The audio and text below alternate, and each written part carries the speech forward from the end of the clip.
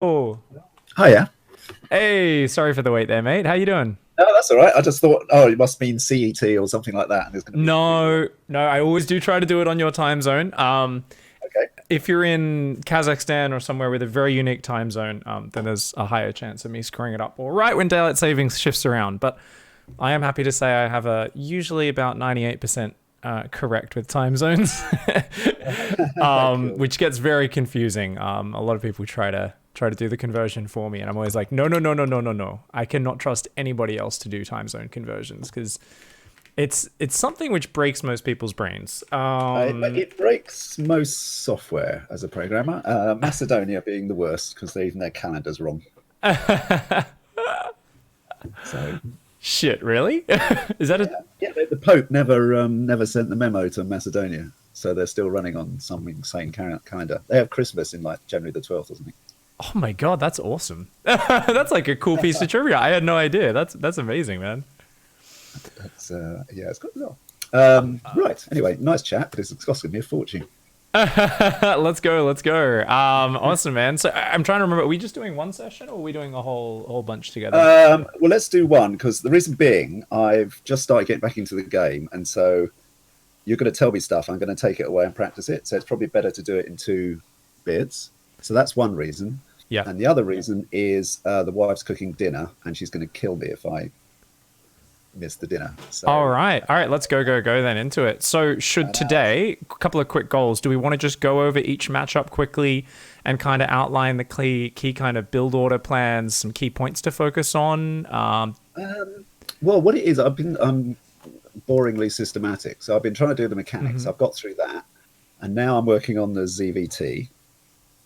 So I think I've got the Lingbane okay. If they go Mech, I've stopped GGing and I now actually play a load of roaches and stuff. I actually filled out the document you sent me a bit more after the email. I've been filling it out as I go along. Yep, I And the see ZVP, some more info there. Looks good. yeah, my ZVP drops into a black hole after about 3 minutes because Yep. that's as far as my build order goes. I haven't actually gone any further. And the same with ZVZ. So I just wing it. So it's Okay, so I guess just let me jump in real quick. I oh guess yeah. priority then is that ZVP, a bit of ZVZ, and just a review of Zerg vs Mech. Would that be kind of the order of priorities? I'd actually prefer to do the Terran. I know it sounds mad, but it's just I haven't even attempted to study the ZVP and the ZVZ yet. Oh, okay, yeah. You know what? That makes perfect sense. That's good. I actually prefer that. I'd rather help you with stuff you've already, gone through the basic stuff, right? Rather than teach you how to tie your shoelaces, let you figure that out, and then I can teach you how to do a 7-way weird complex knot later on. Okay, so ZVT would try to focus on. Would we do a bit of the other matchups as well, or? I'm looking for a build for Protoss. So here's when I get going. So there's two games I really like. One is when there's a lot of mid-game movement and we're charging around, blowing each other's bases up. And the other one is the big late-game armies that require 15 hockeys. Both of those I love. But most of the time I get nowhere near that because one Reaper turns up, kills 9 drones because I don't know how to deal with it, and then it all falls apart rapidly after that. So yeah, just getting to the mid-game without a screw-up would be really good. Okie doke. And is that for ZVT specifically, or ZVP, or all matchups? Oh, it's all of them. All of them. Yeah. But I'm just focused on ZVT at the moment because historically that always used to be my worst matchup, especially Mech. So I thought I'll start with that and then and work my way through it. Mind you, when I used to play ZVP, Mutaling was really good, and all my games are Mutaling. So my Protoss will probably be I'll come bleating to you in a future lesson saying my ZVP is terrible, but I haven't even looked at it yet. Okay, no worries. Well, while just hop into chat channel Piggy on the EU server. I'll meet you there, and you can invite me in. Sorry, my EU refused to log in. There we go. I'm finally logged in. So I'm in chat channel Piggy Piggy. If you just click /join in your chat box at the bottom, if you type that. Oh, in the StarCraft. Sorry, I was trying to find it in Discord. Okay. Yes. Sorry. Okay, /Piggy. Yep. Yeah, /join space piggy. And you'll see me in there with Gareth, Axe, and Spencer are hanging out in the channel. You can shoot me an invite. Yeah. And Cool. you can get a replay going for us to start. While we're getting that going, to be as time efficient as possible, which I love doing, I am just reading through your mechanics. You're already using stealing. You're already using the black hole group, the dumping key for separating units, which is great. You know how I was to the first person ever to do that for them.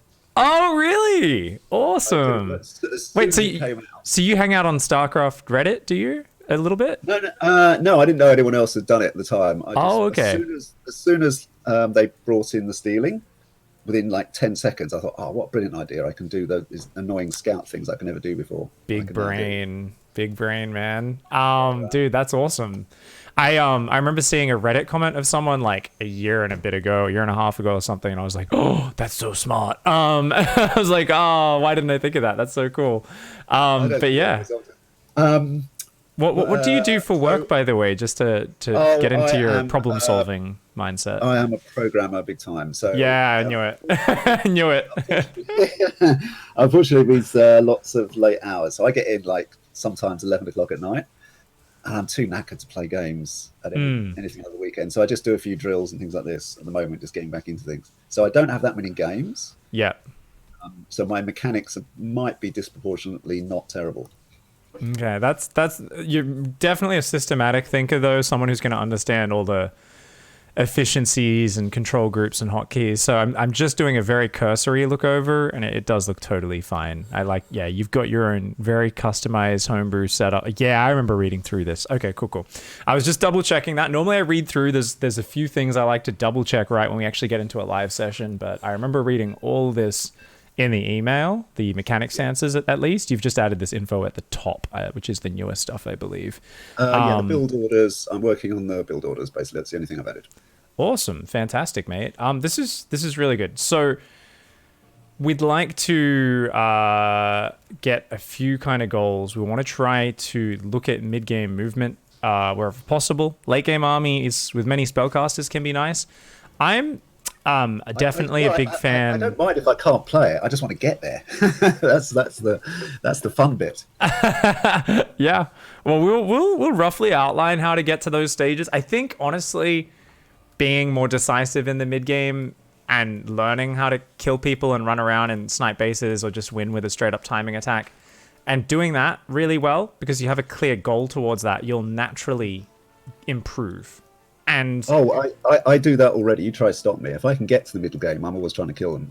And that's really good. And we can then map out from there, wait a second, okay, cool. This is the scenario on this map or against this composition. I like to just pull back. Or I look for base snipes whenever like a new command center floats out. You know, the Terran's not normally really siege, like run in, kill the base, or run in from two sides and kill a bunch of workers. Whatever the MO is of that aggression. That's what I do all the time, basically. And that's something we can peel it back, right? We don't have to go all in on that stuff. We don't have to overcommit. And you can still usually take that sort of opening and unplug it, plug it into I'm going to late game off that, but I'm in control of the game, right? And it's just kind of about not overcommitting too much and throwing our army away in a terrible trade and then going, oh, let's build 60 drones and try to go hive tech. Yeah, no, you're absolutely right. It's being in control. I love options and I like dictating the game. Fantastic. I used to play chess a lot, and it was the same style then as well.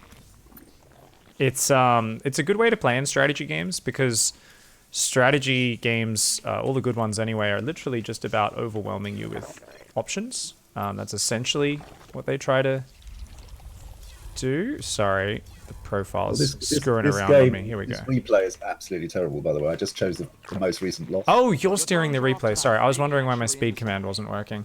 Okay, can we hop out real quick and rehost it? Sorry, I really like steering the replay. I'm so dumb. I was like, what's going on with my hotkeys? Why can't I fast forward and rewind? I'm so I'm so silly. Sorry, mate. Yeah, if we could just do watch with others again, and just once we're in the lobby, if you just right-click my name and go promote to lobby host. Sorry about that. The trouble is, most of the recent games are wins. That one was just okay. Well, that's okay. I'll go with that one again. Yeah, we can. That's all right. We can watch the same one. Yeah. No. Go well. You got to go promote to lobby host before we start. So. Right. Oh, so you want to? Okay, So I'll be back on in 1 sec. I had to quickly relog to cancel the load in. So give us about 5 seconds to get StarCraft back up and running. So yeah, I'll be back in a sec. Just try to build that habit. I obsessively rewind. Hopefully try and learn something from the way you see me just rewind and look at the same tiny thing over and over again. Sometimes while my brain's stewing on something really small. So a lot of what I'll be doing there is not just looking at the symptom, but we always want to look for the system underneath it. Have you read any of Kasparov's books? Kasparov's books? No, not many. Not the. Do you mean the world champion ones or the psychology ones? Just Life Imitates Chess. No, I haven't. I've read the Art of Creativity or whatever it is, the Josh Weinstein one. Awesome. I've had that one heavily recommended. Haven't read it yet either. Essentially, just following the point I was going to get is just trying to always look for the underlying system that can be improved. It's very easy for StarCraft players. There you go. You're the leader. I don't know if you're in the lobby, you should just be able to right click me and invite me. Otherwise, host it from. Others gets in the lobby, right? So there we go. And once we're in, just right click my name, promote to lobby host. Right, promote to lobby host. Right, okay, there you go. There we go. Yeah. So basically, it's very easy to go. I made a stupid mistake. Don't do that again. And that's usually not very helpful because we're not really going to encounter that exact same scenario again. It's 1 in 100,000 games a lot of the time, or something like that, right? Or 1 in 100 games, or whatever the case may be, however broad the scenario is. But if we can kind of trace it back and go, wait, why is this mistake happening systematically in the play? And this is obviously especially valuable if it's something that happens a lot, right? For Zerg player, 36 supply block is one of these things that every player gets. Yep. Yeah, I haven't got that many recent games. I did put in the build order list where I was getting supply blocked. Awesome. That's good. So that's something you should just kind of systematically go, okay, what is the part of my build just before that supply block? And this is for the early stages. In the later stages, it's going to have to be more automatic habits. Like you can't necessarily build a trigger at 120 supply. But in the first 60 supply, we can say, wait a second, if I'm always starting my 3rd queen and then 20 seconds later getting supply blocked on 36 supply, I should always obviously be building an Overlord at the same time as that queen. Should be 3rd queen plus Overlord. Link those together, chunk them into one mental clump, and make sure that always happens. Awesome. My only problem with that, when the chunks get too big, I spend so long doing it, I suddenly realize I haven't done an inject for 10 seconds and then panic a bit. Yeah, so that's where you've got to have that constantly flexible prioritization of a StarCraft player, which is the big challenge where you need to be able to very quickly say to yourself, wait, this shuffles down the priority list, that shuffles up. So we definitely want to make sure those chunks don't get too big. And we also want to just say to ourselves, okay, look, if we're constantly kind of butting into our injects and stuff, like that's definitely a problem. So we want to kind of think of those as an underlying macro cycle, which always takes priority. So let's start writing some notes here. So in terms of kind of fundamental stuff, so your macro cycle almost always takes priority, right? Unless there's Hellions diving into a mineral line and you need to micro your lings to, go block it. That always takes priority. Inject, spend the lava, build overlords. Like those 3 steps, always it's worth saying, oh, I've got to go double Evo Baneling Nest now or something like that. And you go, wait. Got to do inject. Got to do a macro cycle. Do the macro cycle, and then it's like everything else fits in between those macro cycles. So that's almost like the baseline anchor of our play, where it's like every 30 seconds, hit a macro cycle, do other stuff in between. And it's never going to be perfect, but as long as we've got that structure to it, because I feel like the biggest problem we have as Zerg players is the moment we are almost consciously okay with saying, I'm behind on my actions, let's just do stuff. I'm in my main, so I see it's not injected. I might as well inject it. Like we did just then, actually. Perfect timing here in the replay. And then you didn't go to the natural to inject at the same time. And then you put an Evo chamber down, and then maybe you take a gas. And you go, ooh, maybe we'll put 3 guys on this gas. Ooh, and everything becomes very haphazard, and we're not... I'll tell you when it goes slightly wrong is when I'm already thinking about it. When I do the injects, I think I really must build my Baneling Nest about now. Oh, damn it, I've got to do the injects. And so you have 2 things in your head. You have this burning desire to put down this bloody Baneling Nest. It just swamps everything. That's a great thing that you've already honed in on that. The fact you're aware of it is the first step. A lot of people aren't even aware of it, right? So if we understand that's the underlying base, right? That macro cycle, yeah, it's really important to go, we always finish that. We say, okay, just put the Baneling Nest on the back burner for now. Because usually it's not just Baneling Nest, it's also, oh, I've got to take a gas and get double Evo chamber, or I've got to, get the Baneling Nest and the Spire, or whatever the thing is in your build order. There's other things that flow onto it. And honestly, a macro cycle doesn't take long, but it's always making sure we go inject, inject, inject, spend all the lava immediately, and usually spending a few of those lava on Overlords. And making that an organized cycle. Do you feel you ever do that? Because from the way you're producing here, It does look like, I'm not sure, I can't really tell if you're doing it in that order or this not. game is, it was a late night spectacular, but it's, the thing is I scouted and didn't pay any attention to the scouting either, which is why this happened, I just died. But normally, yeah, ish. So I will tend to keep the macro cycle going. Yeah. Mostly. Okay, so that's good that we are normally doing it. Obviously, there are exceptions, and don't worry about this replay. Like I said, this is partially just eye candy. This game, anyway. For the stream, could have put a much better one on. Well, this is good. This is for the Terran players. This is their gift. All right, man. So basically, yeah, making sure the macro cycle is there. That's always the underlying base.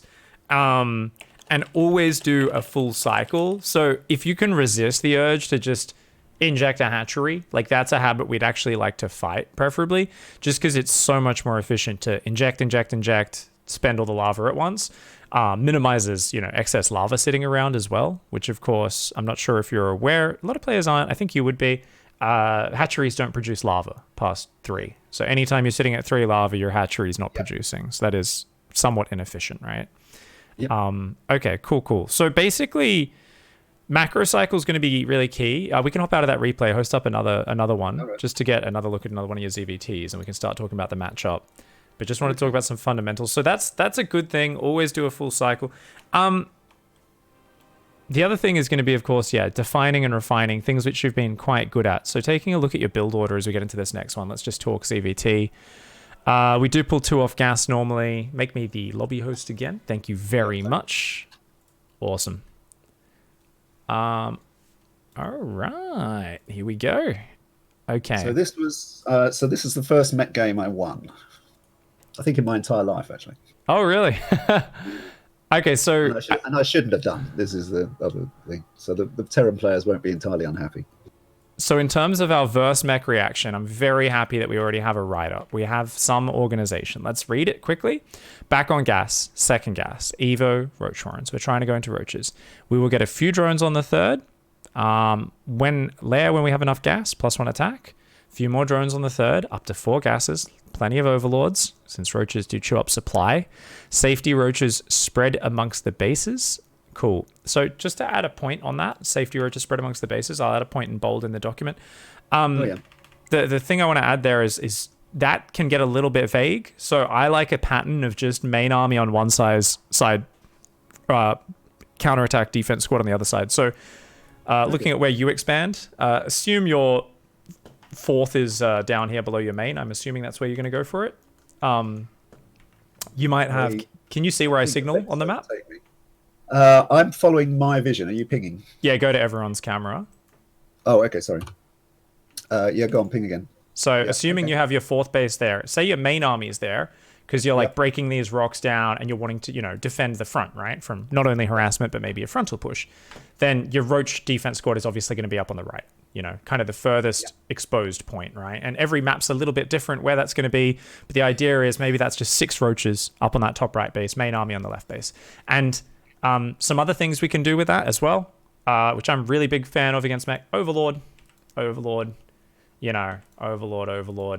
To see Hellions coming ahead of time. Lots of Hellion run-bys can come by, and as long as you see them ahead of time, we should be good. But we don't need to leave Roaches also in our natural, and Roaches also in our main, and Roaches, like, if we take a 5th base, preferably those Roaches on the right, assuming this is the 5th, maybe our Roaches are just kind of over on the right-hand side somewhere.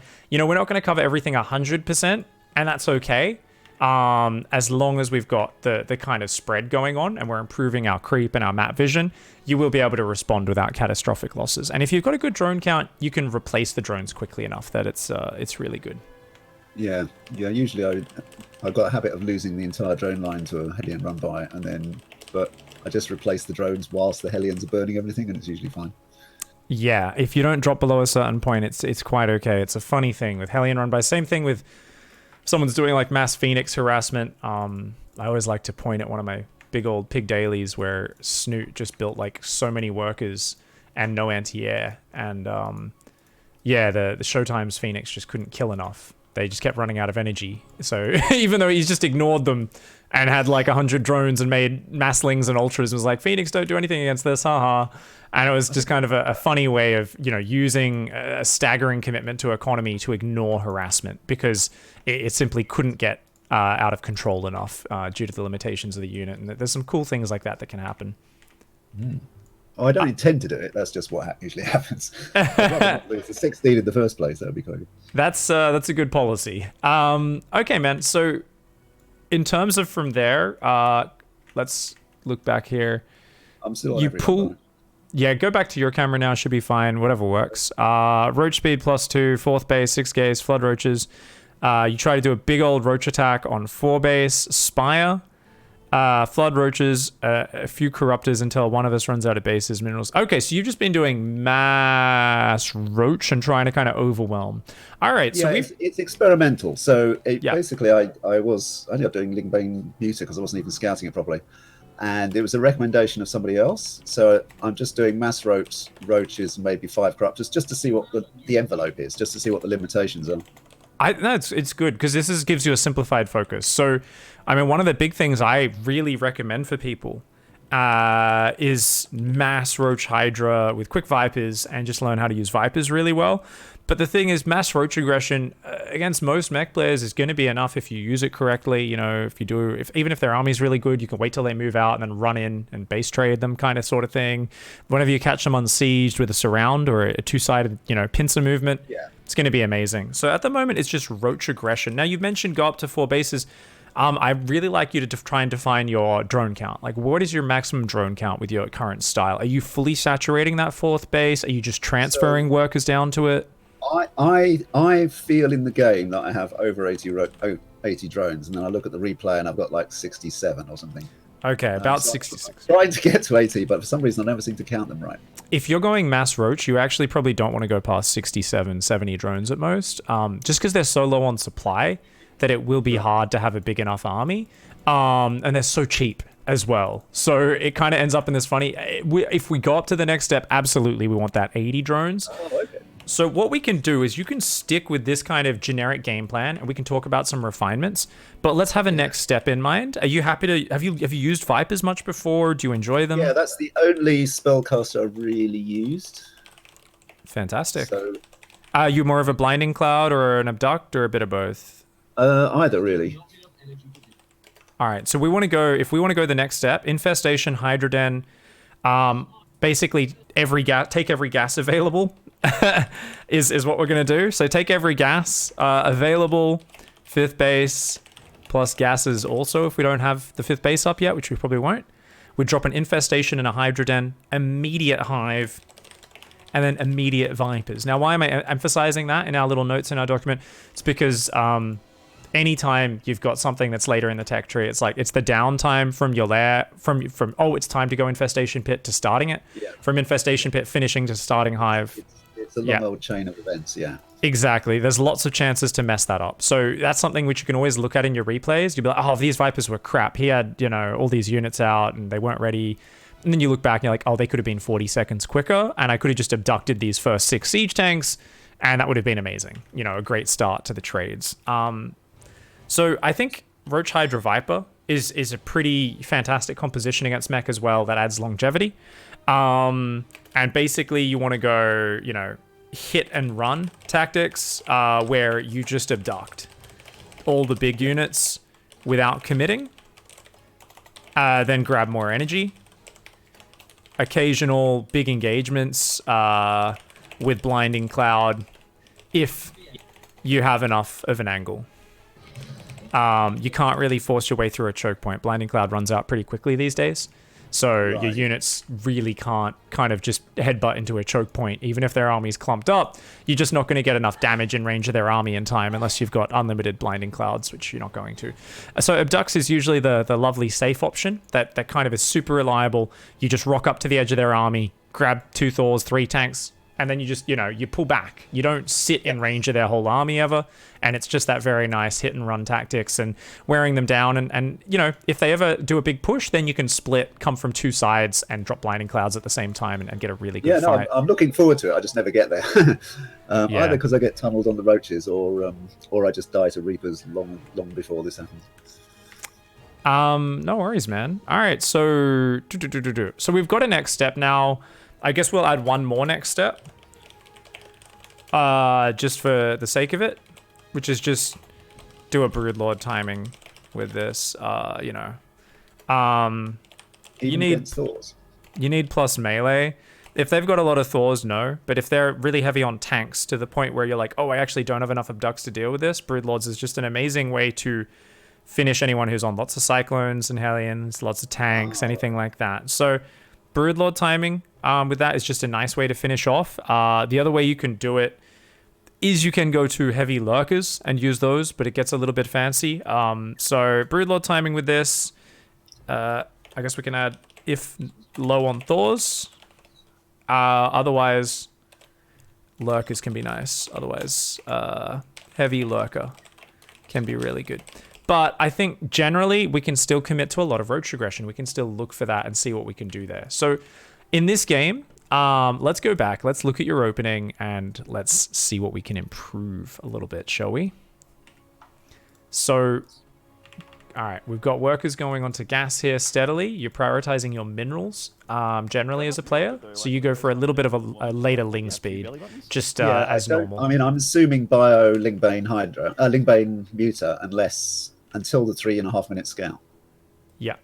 And you're basically saying, I want to get that 3rd down because I don't like getting my hatch blocked. So just making sure he can't mess with me. 4 Lings by standard. Fantastic. I like this opening. This opening looks really well executed this game. Inject plus Creep Tumor. We should be getting a 3rd Queen pretty quickly, but we focused on drones first, which is correct, I would say.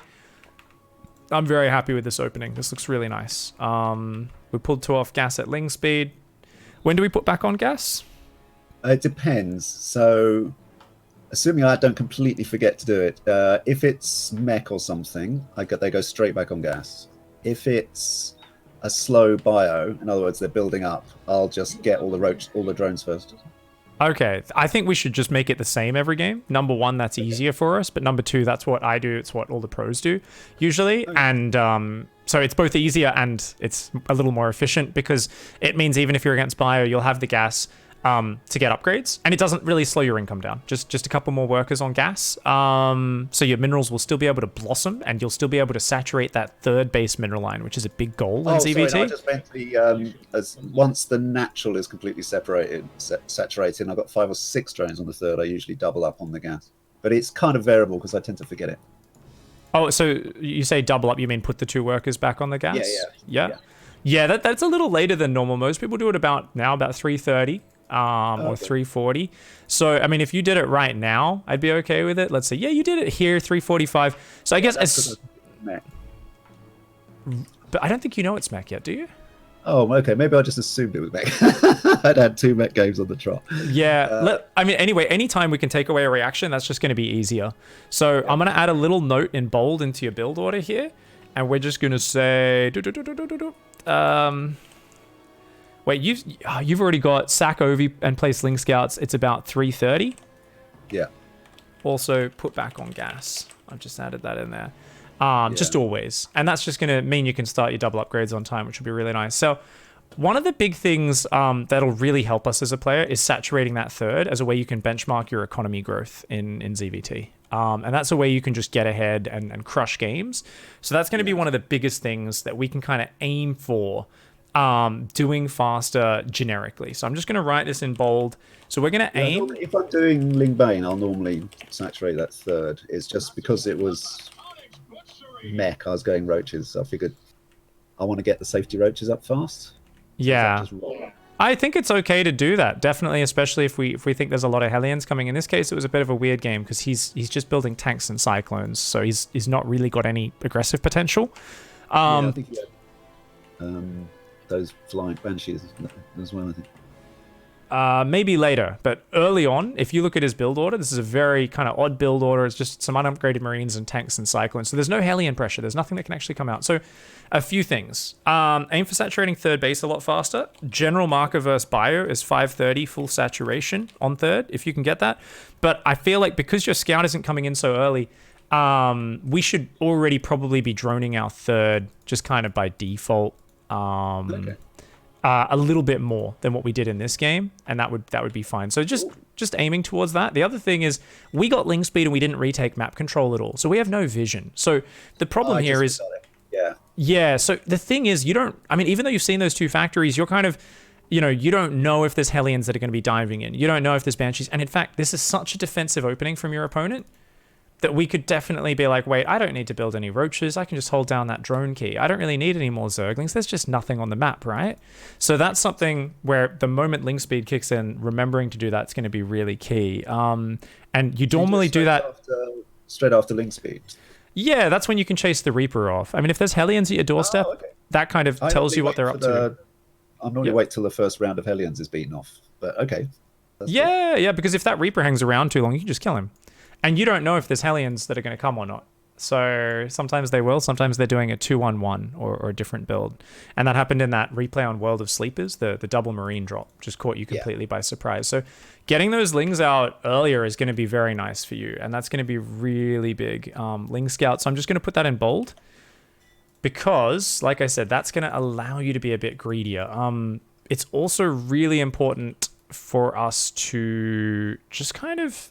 Oh, what was I going to say? There's lots of little details here. Okay, Overlord placement, that's it. Because I was thinking scouting. My Overlord placement is just random.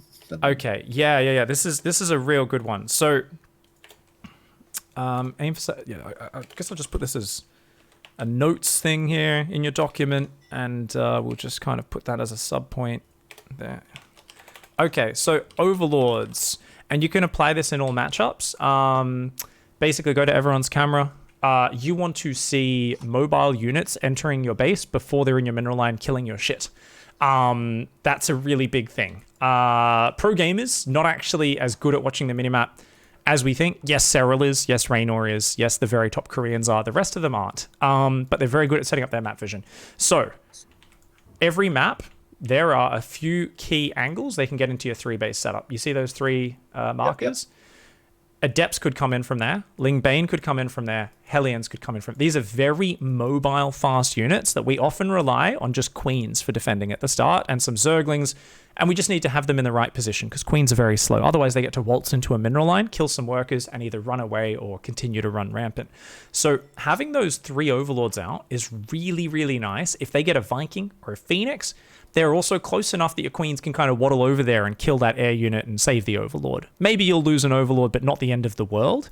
And if you think about it, Terran's not really going to be walking Marines across the map at the start of the game.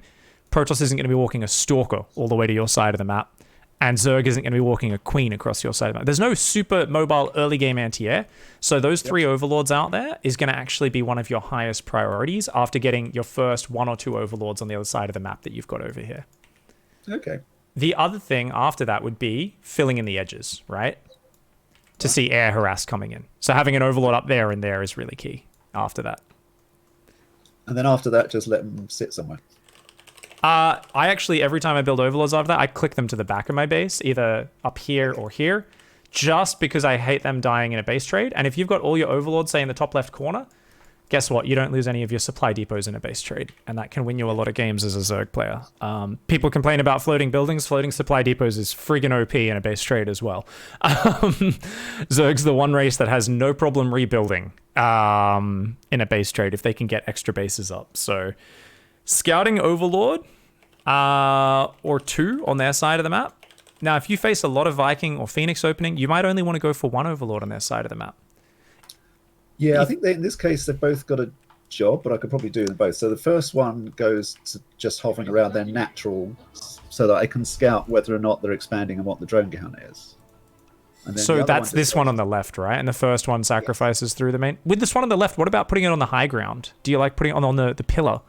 So it can also see their units moving out a lot of the time. I think when I remember, I pull it there later. I just want to see when they take the gas and how many drones they get. And then Okay. sometimes I move it to the pillar, but by then they've got flying units anyway. I like this order. One for sacrifice through the main, and one for overnatural. I like that. That's Okay. good. So next 3 overlords are out Sorry, front which your order bases. was that? So I normally I get the natural one first, and then I... Whatever works for you. As long as it doesn't get sniped on the way over. If you start getting them sniped all the time, maybe you change your order. Otherwise, whatever works for you. As long as your overlord to sacrifice gets over there in time to go through at the time you want it to, we're all good. Yeah, I'm usually watching it anyway. Yeah. There's not much else happening at that point. No, that's awesome. Good question. Really good question. So your next 3 overlords are out front your bases, right? After those 2, every overlord you build, you're like, okay, out front, then out front, then out front. And that just gives you so much warning because you're relying on queens to defend. You're doing a heavy queen style. You're doing a good mineral style. So, you're very reliant on those queens. You don't have those overlords. Queens are pretty bad, especially against Hellion harassment. So that's going to be a big change up for you where you're going to be a lot more ready for any Hellion dive-ins and any other pressure. Same thing with Adepts. That's going to be a really big thing. And remember, this is stuff you can apply in all 3 matchups. So you don't just want to do this in ZvT. Do I just ZvT. leave them there until they die? You can just leave them there. If you see something like a 2-1-1, a Marine medevac opening, you can pull them back. If you see an Archon drop opening, you can pull them back. Later in the game, you can choose to pull them back once creep gets to the same point that they're at as well. But if you don't remember to, it doesn't really matter. When you're at 3 base, losing an overlord doesn't matter very much. Yeah. Awesome, man. Okay, so that scouting is really key. That's going to be massive. Because your opponent, I want you to just take a quick look one more time at this opening your opponent's done. There is no mobile aggression. There is nothing. So if we see I'm on 2... his vision, right? just go to everyone's vision at this point. Oh, okay, right. I mean, you can click on your overlord and press V to see your vision and kind of swap between just by toggling V. You see 2 factories with tech labs and a barracks with no add-ons. What can they build out of this? It's cyclones, tanks, and unupgraded marines one at a time. So there is no harassment. I didn't notice the reactor lack. Yeah, and that's something big. So, I mean, if you think about this, is there a scary push that you have to worry about off this? Like, what do you think now, seeing everything, now that you notice it? I just lost the previous game on Mech, so I was just glad to scout that it was Mech. It didn't go that far. Looking at it now, no, obviously it's utterly passive. I mean, he's just sitting there, terrified, sitting on his ball. I mean, I could capture the bases on the edges now, and he wouldn't know. 2 factory tech lab plus barracks. So, I mean, there could be a big tank push. There could be a lot of cyclones. Yeah, but that's going to be like 7 minutes or something, right? Well, I mean, he could come with 3 or 4 cyclones if you don't have any lings, but you can just surround cyclones if they don't have hellions with them, right? With lings. You could just build like 1 big round of lings and be like, lol, surround 5 or 6 hellions, kill them all for free, basically, and laugh at him because he has no hellions supporting them, right? There's a reason we see Cyclone Hellion. It's the Hellions guard the Cyclones from just being surrounded, right? And the Cyclones deal with the roaches. My scouting lings have finally arrived. Hey, there we go. So, I mean, there could be a big tank push. There could be a lot of Cyclones. But essentially, there's no flexibility. There's no flexibility, no mobility, no harassment. So we can drone our asses off, right? We can drone super hard. So anytime you see a Terran who's just making tanks and bunkers and just like doing this, usually they are just expanding like this. If you can follow up with an overseer or something like that, that's amazing. It's really great, get an overseer through and, oh, you are just building a 3rd CC and, if your overlord was over the natural right now on that little pillar, you'd be like, okay, you're building some cyclones, you're just kind of sitting there. But there's just no really scary push timing off this. So, we could be droning like an absolute madman. So you see, we've built 20 lings for safety early.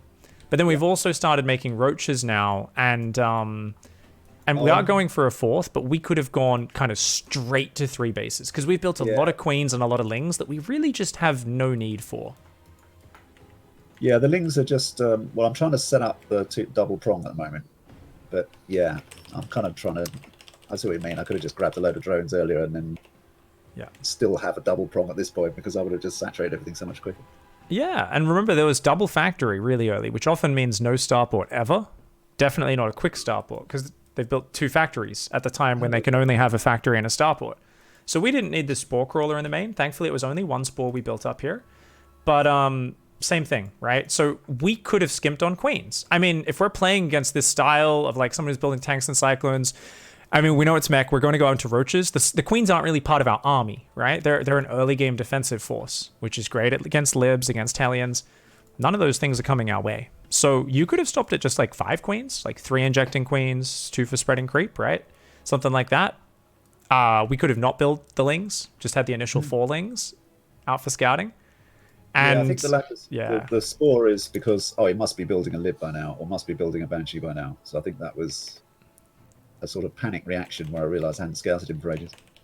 Yeah, I think it's not bad as a default once you get later in the game to do that, but definitely early on we could have skimped on queens and gone much harder on the drone. So understanding the difference between a Terran who's going non-stop Hellion Banshee, he's building BCs and Hellions are diving in, right?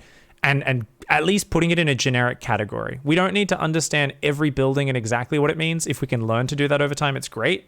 But for now, I just want you to every now and then look at your replays and try to like look at, okay, wait, what does this style potentially achieve from my opponent? And if you see someone who's just building bunkers and tanks early, it really can't do anything to you. It's a free pass to, hey, let's take 70 drones and 4 bases, and then we can make army units. And if you do that as a player in this game, it's the sort of game where you could just, rather than that little roach ball running in and getting killed, we could have just swarmed with like triple that number of roaches and just won the game. Like we could have just moved the roaches over and been like, oh cool, we just killed everything. So that's the power of, building drones at the right time, building army at the right time, the big question of Zerg, right? So I think if we look at this opening, we say, okay, we could be a lot greedier. That's great. Let's go back though and just look at your kind of standard response here in terms of the play. So we're just injecting, we're going up multiple queens very quickly. So at this point in the build, we do have 10 lava. So I sense a bit of hesitance to drone that 3rd hatchery until the hatchery is finished and until it feels safe. So I'm sure you've had Hellions dart in, you've had, Reaper be annoying. Yeah, it was just, it's more, I didn't have a plan. It kind of fallen off the end of my build order now. I don't have a plan. So it was simple that. And I knew vaguely that this time I was going to try roaches. So exactly. So I don't have I literally don't have a build order. So I'm having to think about something which I could have pre-planned, basically. Yeah. And we just built 3 drones, clicked them on a gas geyser, and then we just like, oh, let's build 4 more drones, but we've still got supply free, we've still got minerals free, and we're kind of figuring it out. So anytime you're actively going, and you're scratching your chin in the game, that's a really good thing for you to hone in on and go, let's load that replay afterwards and go to that point and go, nope, define exactly what I should be doing here as my baseline so that I can refine it and do it better. Because if you'd spent those 10 drones 30 seconds ago, they'd be paid for themselves by now. And you've got the money to. So look at your money. You've done a good job with your injecting and your early droning. So if we went 9 drones right now, like that would be amazing. I think I'm actually waiting for the scouts. It's not quite so lame. I think there's another delay coming up where I now do the oh god, what should I do? And then I just pile up a load of lava. So I'm writing a little subheading here, which is overreactive play. You're trying to scout his natural gases. You're trying to wait until you scout his main to see what's going on. You're trying to figure out what he's doing before you choose when to put back on gas. You're choosing, there's too many reactions here. And part of that is being traumatized by Mech. We don't need to react to Mech till a bit later. If you're building a bunch of queens, you're getting those overlords out front, you'll be fine against Mech in the beginning stages. It's not until a little bit later.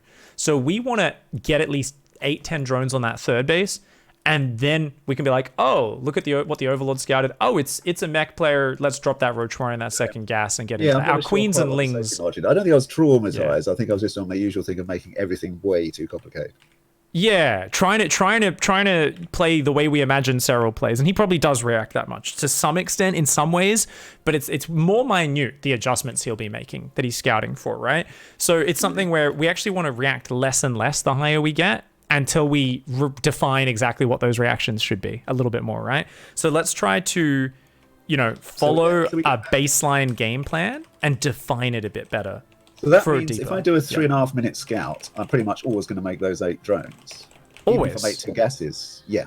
Yeah, absolutely. Okay. I mean, the more drones you get on that base, you could get roaches out at the same time as you do in this game, and you could just have more economy, essentially. Like, it's not like we're like, oh, am I delaying the roaches? It'll be at the exact same time. It's just keeping the economy machine pumping consistently and having no hiccups in it. Yeah, so I basically 2.5 saturation before I really have to decide anything, basically. Absolutely, yeah. So basically, let's make sure that's kind of defined a bit more. And the thing is, that should be underlying. Even if there's a reaction, it should just be like, essentially, what is the verse mech reaction? It is drop a roach more in a second gas, get a layer going, right? So drop an evo as well. Am I wasting my time with that? It is a bit early. You don't need it this fast necessarily. It's okay. It's not the end of the world. But like, the more important thing is to keep droning nonstop. So no matter what a reaction is or what forces us to respond in some way, if we can keep pumping drones in the midst of it, it's just going to give us more of a healthy position to get into the mid game. So keep droning hard onto your third.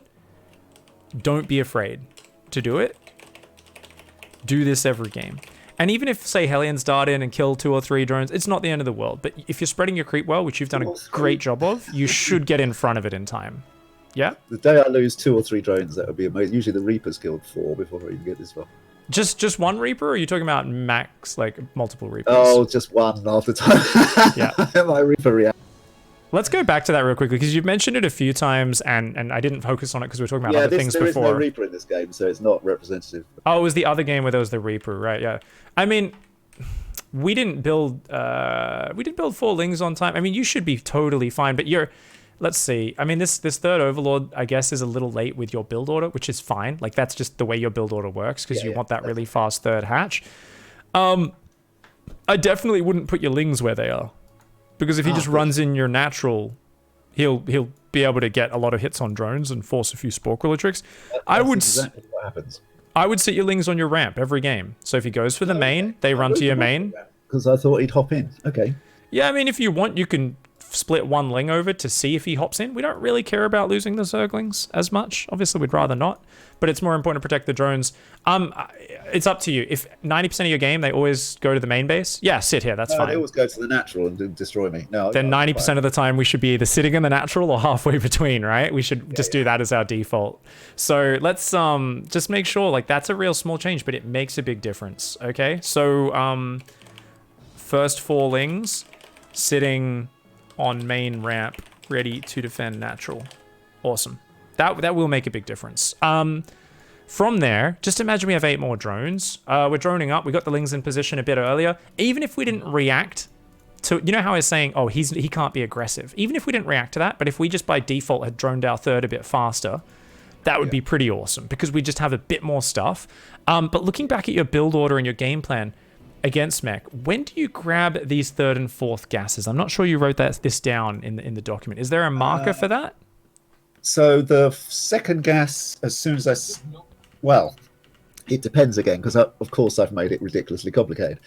If it's bio, then I get the second gas. Let's stick with Mech for now. Oh, with the Mech, it's I just get them as fast as the drones become available to fill them. So pretty much that. So there'll be 2 inject cycles. Usually they go down in 2 waves, because I need to make 8 drones, right? So.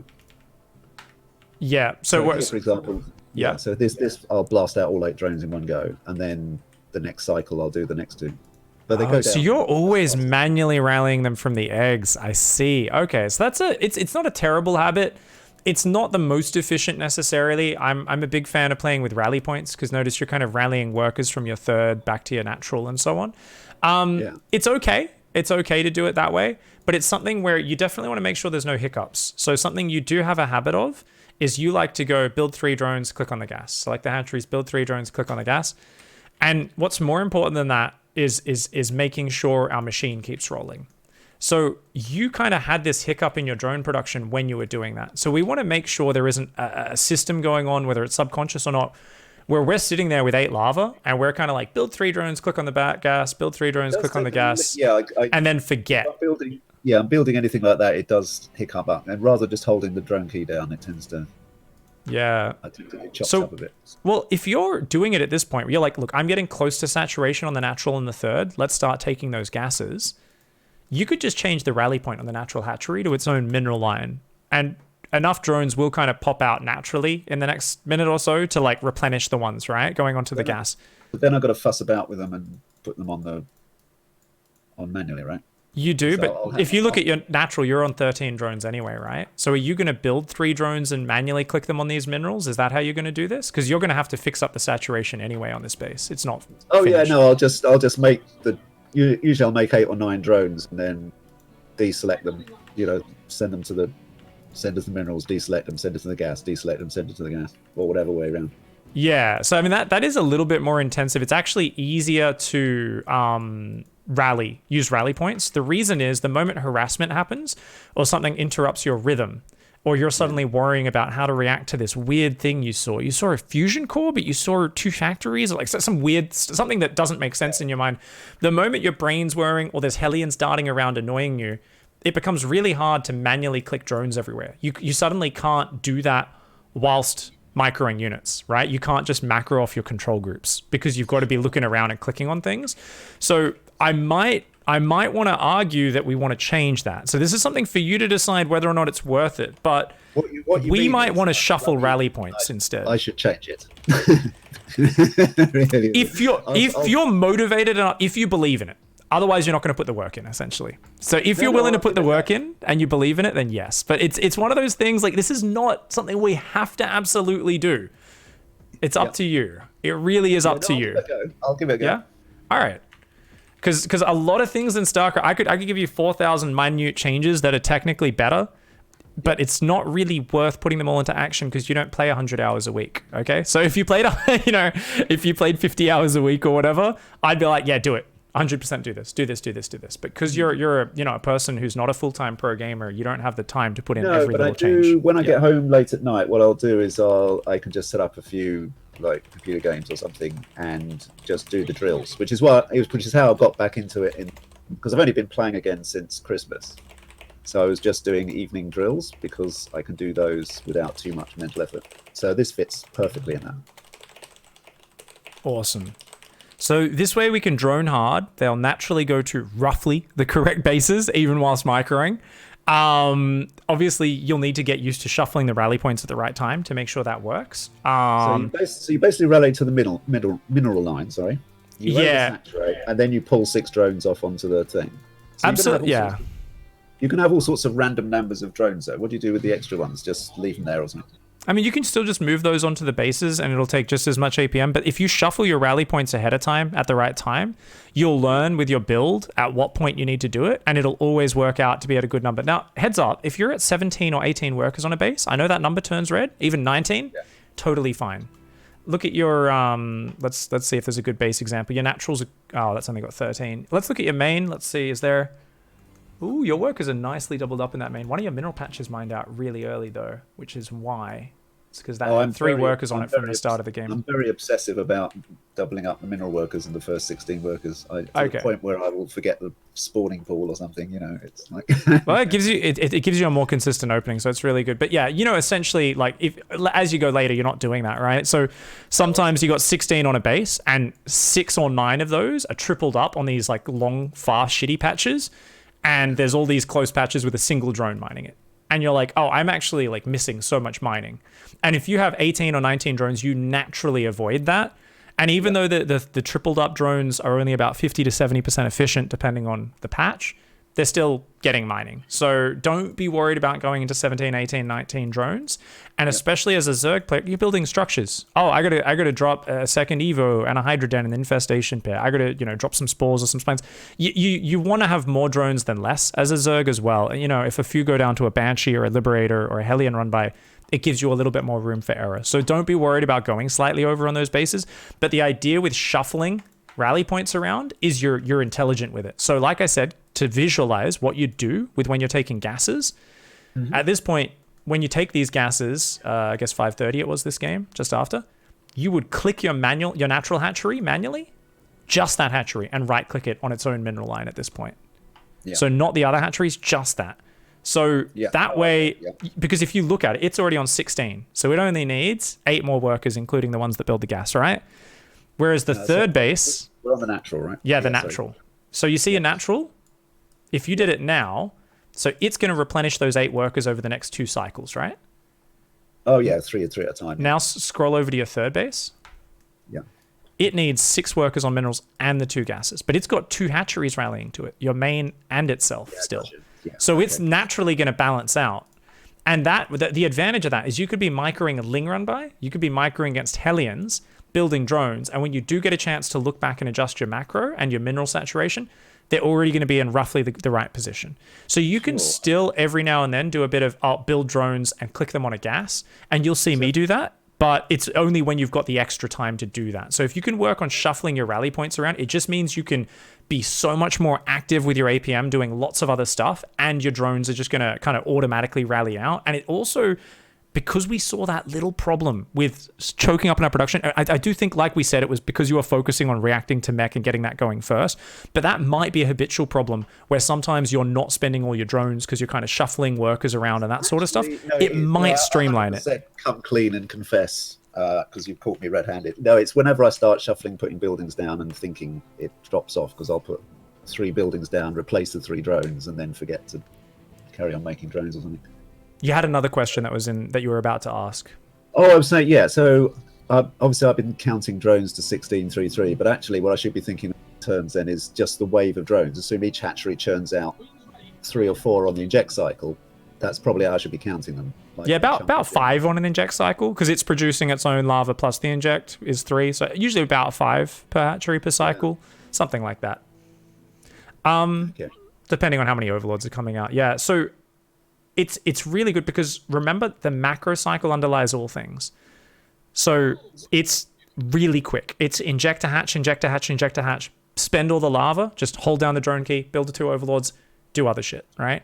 And because there's no pausing with build 3 drones, click on a thing, build 3 drones, click on a thing, it's easier to do that in the blink of an eye, get it done, and go back to remember what you talked about earlier. I got to put that baneling nest down. I just remembered I forgot my baneling nest. Oh, I got to put that down, right? And it interrupts. You're like, shit, do I do it now or do I continue my because that macro cycle is a bit quicker, a bit more streamlined if we do it that way. You can very quickly just say, yep, that's next on my priority list. Finish the macro cycle, spend all my lava, build the overlords. Okay, now put the baneling nest down. Now continue with the other parts of my build and the thinking, and like you said, the reacting. In this case, it's the roach war in the second gas. Let's get some roaches. Let's get ready for this mech game. Let's prepare. Let's get ourselves in that mental mind space. But we're not having to manually micro those drones around as much. You still have to go back and do it, but it's freeing up a little bit more of your energy for that. Yeah. Awesome, man. And it becomes less urgent as well. Yeah, okay. Exactly, yeah. So this is really good because I think these are things which cross all matchups that we've talked about so far. Like a lot of these, like shuffling drones are exact same thing you can do in your other matchups as well. Awesome. So trying to streamline that's going to be really big. Yeah, definitely practicing that is going to be nice, right? Just kind of grinding out the let's change the rally points and focus on that because it's going to be a bit unnatural and you're going to mess it up at first. It's going to feel awkward. Oh, yeah. So assuming we get more drones out, I mean, in this case, we went single Evo with attack upgrades. That's definitely the priority versus mech. Reducing a siege tank's 70 damage by 1 is not the biggest priority with a carapace. So this attack here, it's a classic 2-prong. Lings from the right, roaches from the left. Well, it's classic in the sense that I managed to lose both armies. I mean, they really, it really was a lame attack, this one. It gets better later. Very little scouting ahead, right? So, I mean, this just, to me, I'm like, why didn't we send a roach ahead of our army? Or have an overseer or some changelings ahead? So, I mean, if ideally, you used to have some changelings trying to wander in or an overseer fly ahead of your army or a roach. I always like to know what I'm going into because the thing is, especially with a mech player, he's only got 4 tanks, right? If your whole army ran in on the right-hand side, you'd just kill those tanks. And then your lings ran in the left, you'd actually do so well, right? So trying to do a little bit more vision scouting is going to be amazing. If you decide... I need to practice my overseers, I think. Yeah, it's so useful, man. It's so nice. Especially like you could even have one just set up in the vision mode on this pillar on the natural, and you'd actually see this whole area. And you'd be able to like figure out a lot of where the army is. Does that make sense? I got the message on the pillar, don't worry. Yeah. I mean, it's just, I've never thought of actually putting an overseer there later, but because he's gone starportless, so he has no flying units. Maybe he would have spotted it with a command center, but I mean, it's just really cool to think about. So, okay, so roaches coming in from multiple angles can be really nice. If you wanted to stick with roaches, just a random tidbit, mass drops is really good versus mech. Like mass roach and just like dropping like 5 overlords, 20 roaches in the main, killing all the add-ons on their production and picking off tanks that are rallying out while hitting an opposite base is amazing. Okay. Don't bother building. I mean, if you have lings left over from the early game, you can send them in with a run by like you did. But I would say against mech, generally, I would just split some roaches off and use that instead. So you don't need to be building lings separately. I was just trying to throw away the lings. This is just a let's panic my opponent kind of mode. Cool. I'm trying to build for a double roach attack soon. Yeah, you can see we're kind of droning now, but his supply is getting very scary. Since we're on pure roach, like we want to be hitting with like 200 supply versus 120. I'm not even kidding. Like if he's really well positioned, you can win games at even supply because like mech is so positional, right? And you're more mobile. So don't get me wrong. You can make comebacks against mech players like all the time. But it's just something to remember is like, if we macro well, we should actually be looking at games and going, I'm up 50 supply, cool, we're even. I played a good game, so did he. Right? If he's been building a lot of tanks, like that's not actually an insurmountable advantage by any means. Okay. All right, so we're trying to morph Ravagers in the battle. Would be really useful to do that before the fight, because as you know, I was just doing the wounded ones, but yeah, I'm trying to be fancy again. I think it's a bit too fancy. Yeah, you'll see TLO do this all the time. I'm always like, there's so much chance you just like lose the units. You're just losing a bit of DPS. But if you have like even 7 Ravagers, anytime you're attacking a planetary with Roach Ravager, you want to either have overwhelming numbers or at least 7 Ravagers. Do you rapid fire the Biles? Yes. No, but I can do. I do have it set, but I don't. This is literally almost my second ever game using roaches. I used to avoid roaches like the plague. Oh, just weren't cool. very mobile. Okay, well, you can imagine how you'd use Biles to break the planetary, though, right? We'll just hold it down.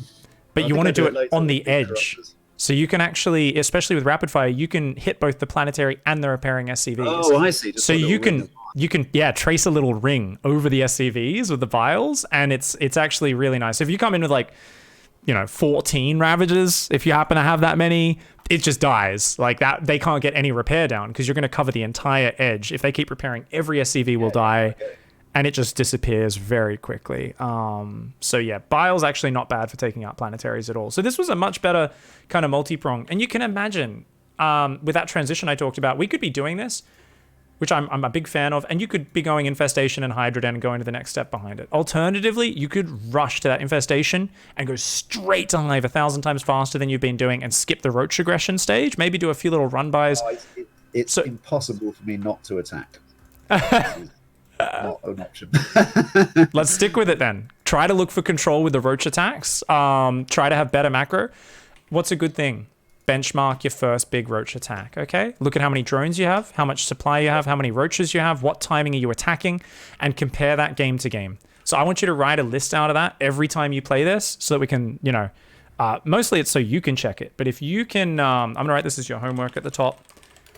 Obviously, review everything below tomorrow or the day after. I know you've got to go to dinner in a sec, and we do have to finish up, so we're just going to write this little homework list. Tomorrow's better.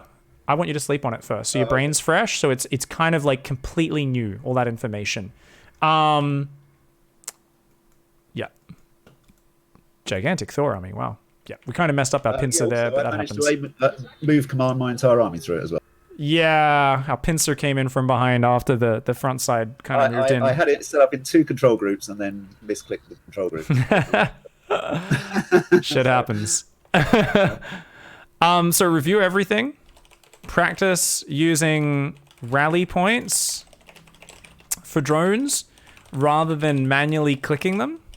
Yep. In all matchups, okay? And part of that is going to be, it's okay to oversaturate a bit. Keep your macro cycles smooth and consistent, right? So just remember, inject, produce overlords. Okay, back to other stuff. You know, that's it, right? And you can then adjust your workers in between those cycles. You can add text structures, get your scouts out, all the rest of it, right? But we want that to become a bit more of an anchor. And lastly, of course, is going to be benchmark your pushes in ZvT versus Mech. Write down your drone count, upgrades, supply, roach count, etc. You can also bonus points for analyzing the push itself tactically. Oh, I went in without scouting again 6 games in a row. Half the time it worked through pure chance, and half the time I ran into tanks maximally clumped and got wrecked, you know? So, you know, you could start to be like, all right, on this map I actually really like attacking this angle, and I really like scouting here ahead of time to make sure we can push through. And you can kind of, you know, just start to develop those plans. But more important than the tactical is the... Exactly. And that's why more important is the macro stuff and the other stuff, right? Because that's the stuff which is easier to forget about and ignore. But we want to make sure priority is the macro stuff, focusing on that, all that sort of stuff, and then try to add the tactics on top of that, because that's the bonus layer. That's the bonus information. Did you win this game? Believe it or not, yes. It was Looks the like most undeserved win possible. I think the rest of the game is we trade bases like nobody's business. Well, your opponent tried to do a little bit of everything. You know, this was a classic Terran who gets obsessed with trying to build every type of unit. This is most Terrans on the ladder in my experience. Says GG and then kills all the roaches and goes, hey, maybe I'm still in this. Yeah, exactly, yeah. That's exactly what happened. Oh, that's hilarious. I wanted to get sarcastic, but I was too busy doing stuff. Yeah.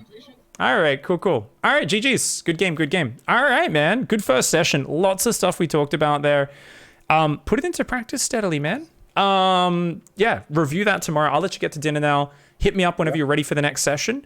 Anything the next session is the one I'm looking forward to. So I guess that's the one where I play someone who turn the mic off, you slag me off behind my back, and as soon as you back on, you tell me how fantastically well I played. That's the bit I was looking forward to. Yeah, hells yeah, man. That's the part where we, and then you have an essay in your notes to look back on after the session, and you can rewatch the replays on the VOD, and you've got 16 pages of things you did wrong.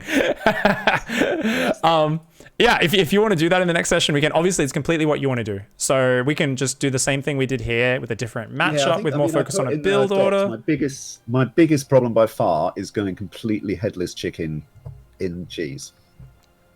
That is definitely my biggest. Yeah, I mean, definitely. Maybe if you've got the time, watch some of my videos on defending all-ins and cheese and kind of writing up response lists. Any of my old coaching sessions on cheese. Basically, just try to go through your own process of looking at a few cheesy replays, gather them, and write down what you think you should do at each critical point to improve each one of those games.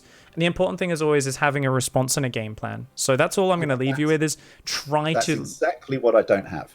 Exactly. So try, before we do the next session, load up some replays of those cheesy games. Say, okay, cool. This is the build they're doing.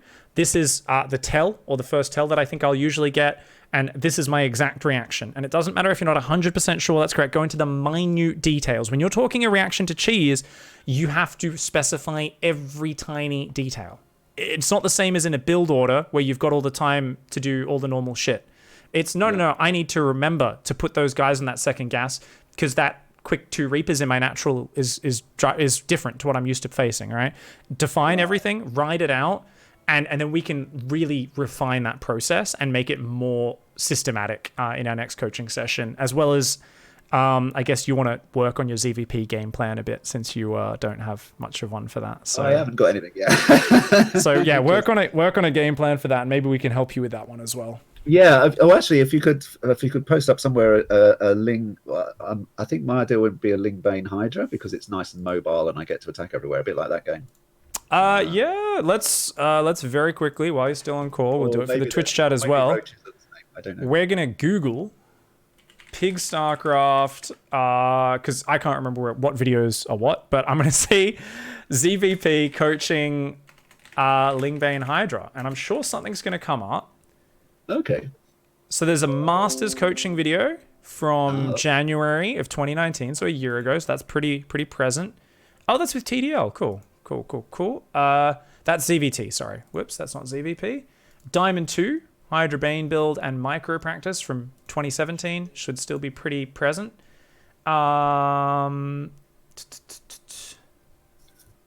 Coaching ZvP Hydra Lurker style. We should be able to take some of the notes from that as well. So let me just link a few of these to you on Discord. Sorry. Cool. Yep. There you go. Those two. And hopefully they give some information. Generally, the idea is, have a solid build up. In ZvP, it's usually just about having a set branch for, it's Stargate, and a set branch where it's not Stargate. I have a very systematic way of scouting where I always send 2 Lings across the map to dodge the Adept and run into their base, and I have an Overlord on the edge of their main. So if they are kind of leaving their units at their natural and really blocking those 2 Lings, I just send the Overlord straight through the main base and just check what it is. And we adjust a couple of things. I'm sure I talk about it in those coaching sessions, so hopefully that helps you out, man.